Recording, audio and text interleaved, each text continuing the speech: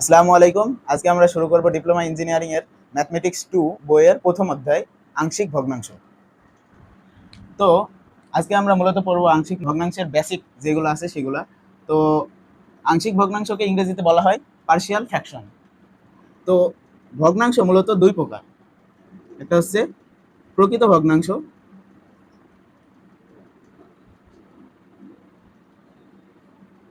আর আরেকটা হচ্ছে অপ্রকৃত ভগ্নাংশ।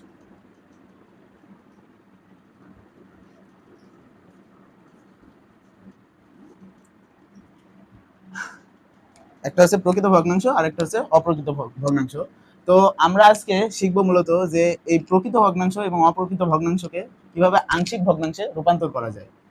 তো এর জন্য মূলত আমরা পাঁচটি রুলস পড়বো, পাঁচটি নিয়ম যেগুলা যেগুলা ফলো করে আমরা প্রকৃত এবং অপ্রকৃত ভগ্নাংশকে আংশিক ভগ্নাংশে রূপান্তর করব। ফার্স্টে দেখো প্রকৃত ভগ্নাংশ। প্রকৃত ভগ্নাংশকে আমরা চারটা রুলসের মধ্যে ভাগ করব, যে চারটা রুলসের মাধ্যমে আমরা প্রকৃত ভগ্নাংশকে আংশিক ভগ্নাংশে নিয়ে যাব। তো ফার্স্ট রুল যেটা আছে সেটা এক্সাম্পল হিসেবে দেখো, রুলস নাম্বার 1,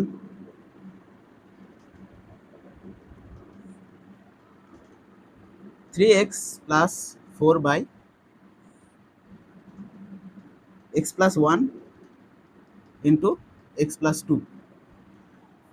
এই ধরনের কোনো এক্সপ্রেশন বা ভগ্নাংশ থাকলে আমরা এটাকে আংশিক ভগ্নাংশে কিভাবে নিয়ে যাব। তো এটাকে আংশিক ভগ্নাংশ নিয়ে যাওয়ার জন্য ফার্স্টে আমরা তিনটা দাগ দিব। এই তিনটা দাগ দিয়ে কি বোঝায়? তিনটা দাগ মানে হচ্ছে অভেদ। তিনটা দাগ দিয়ে অভেদ বোঝায়। অভেদ মানে বাম সাইডের যে রাশি থাকবে ডান সাইডের যে রাশি থাকবে দুইজন একই রকম, মানে অভেদ, কোনো ভেদাভেদ নাই। যে তিনটা দিয়ে বোঝায়। আর ডবল দাগ হলে এটাকে আমরা বলি ইকুয়াল টু, আর তিনটা দাগ হলে অভেদ। তো এই ধরনের ভগ্নাংশকে আমরা আংশিক ভগ্নাংশে নিয়ে যাওয়ার জন্য ফার্স্টে দেখো যে এখানে উৎপাদক দুইটা আছে, এক্স প্লাস 1, এক্স প্লাস 2। তো এটাকে লিখবো a by x plus 1 plus b by x plus 2। এখানে দেখো যে এই প্রকৃত ভগ্নাংশটাকে আমরা আংশিক ভগ্নাংশে রূপান্তর করলাম। এটা ছিল রুলস নাম্বার 1। যে উৎপাদক থাকে তাহলে আমরা মান ধরে নিব এ, অথবা এই জায়গায় তোমরা অন্যান্য যে কোনো কিছু বসাইতে পারো। এখানে এ না দিয়ে ডি দিতে পারো, আবার এখানে এফ দিতে পারো, তোমার ইচ্ছা অনুযায়ী ধরে নিবা। এরপরে আংশিক ভগ্নাংশে রূপান্তর করবা। এই ছিল রুলস নাম্বার 1। এখন আমরা রুলস নাম্বার 2 এ যাব।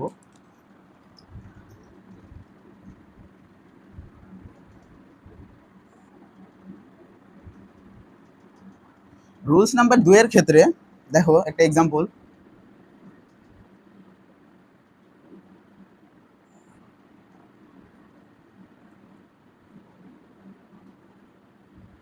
দেখো এখানে লিখছি 3x² plus 4 by x plus 1 into x plus 3 whole square. মানে এটার স্কোয়ার আছে, এটা উৎপাদকের উপরে হোল স্কোয়ার আছে। তো এই ধরনের ফ্র্যাকশনকে আমরা আংশিক ভগ্নাংশে কিভাবে নিয়ে যাব?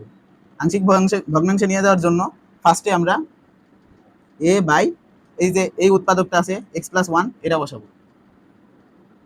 তারপরে দেখো এক্স প্লাস 3 হোল স্কোয়ার আছে, তো এটার জন্য আমরা সিম্পলি একটা বসাবো এক্স প্লাস 3, আর পরেরটা বসাবো C by x plus 3 whole square. যদি এখানে এক্স কিউব থাকতো তাহলে ফার্স্টে এক্স প্লাস 3 দিতাম, তারপরে এক্স প্লাস 3 হোল স্কোয়ার দিতাম, তারপরে এই যে D by x plus 3 whole cube দিতাম। মানে যত পাওয়ার থাকবে পরপর এভাবে ডট ডট দিয়ে বসিয়ে যাবে। এই ছিল আমাদের রুলস নাম্বার 2। আর রুলস নাম্বার 3,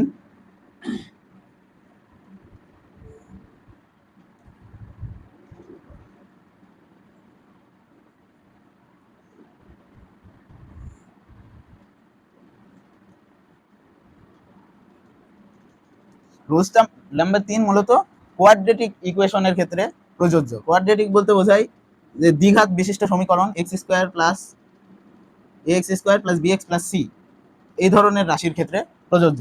হরের মধ্যে আমরা একটা উৎপাদক পাইছি x² প্লাস 1, মানে এই জায়গায় কোয়াড্রেটিক ইকুয়েশন বা দ্বিঘাত বিশিষ্ট একটা উৎপাদক আছে। তো এটাকে আমরা যদি আংশিক ভগ্নাংশে নিয়ে যাইতে চাই তাহলে আমাদের কি করতে হবে, প্রথমে দেখো এক্স প্লাস ওয়ান, এটা অ্যাজ ইউজুয়াল রুলস ওয়ানের মতো এ বাই এক্স প্লাস ওয়ান হয়ে যাবে। এবং পরেরটা দেখো এক্স স্কোয়ার প্লাস ওয়ান আছে, তো এইটাকে আংশিক ভগ্নাংশে নিয়ে যাওয়ার জন্য আমাদের লিখতে হবে b x plus C by x square plus one. যদি x square plus four by x plus one into x square plus one এই ধরনের কোনো ভগ্নাংশ থাকে, তাকে আংশিক ভগ্নাংশ নিতে হলে আমাদের এ বাই এক্স প্লাস ওয়ান মানে এই যে ফার্স্টের যে উৎপাদক আছে সেটা লিখতে হবে, এবং পরে কোয়াড্রেটিক ইকুয়েশনের জন্য আমাদের লিখতে হবে বি এক্স প্লাস সি, আর নিচে লিখতে হবে এক্স স্কোয়ার প্লাস ওয়ান। এই ছিল আমাদের রুলস নাম্বার 3। এরপরে রুলস নাম্বার 4,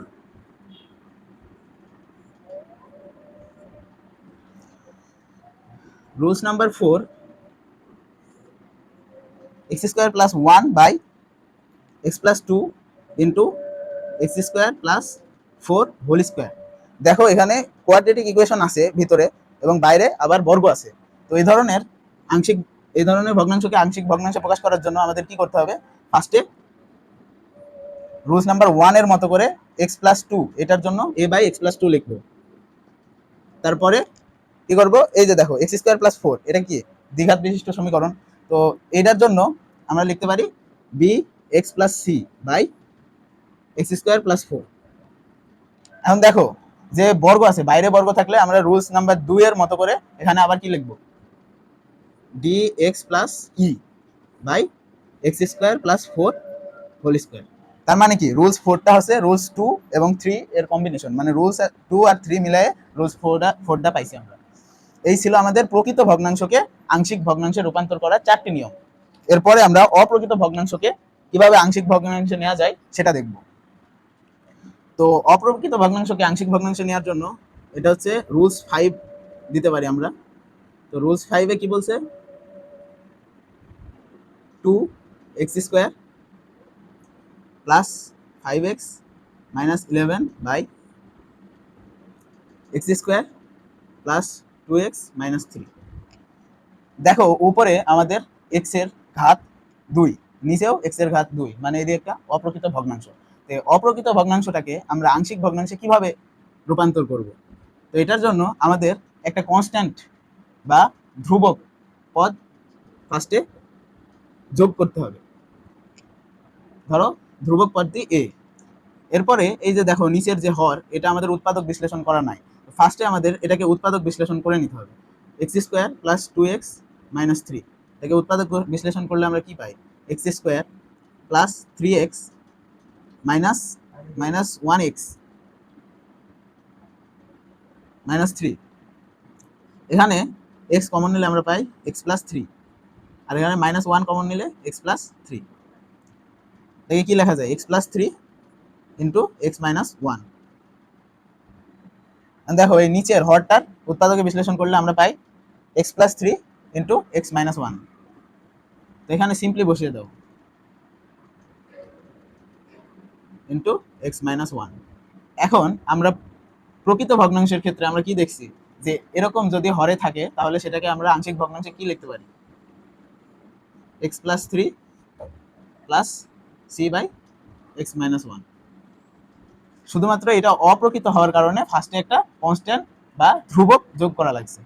এই ছিল আমাদের অপ্রকৃত ভগ্নাংশকে আংশিক ভগ্নাংশে নিয়ে যাওয়ার রুলস, এটাকে আমরা রুলস 5 দিয়েছিলাম। এই ছিল বেসিক ক্লাস। এরপরে আমরা ম্যাথে প্রবেশ করব।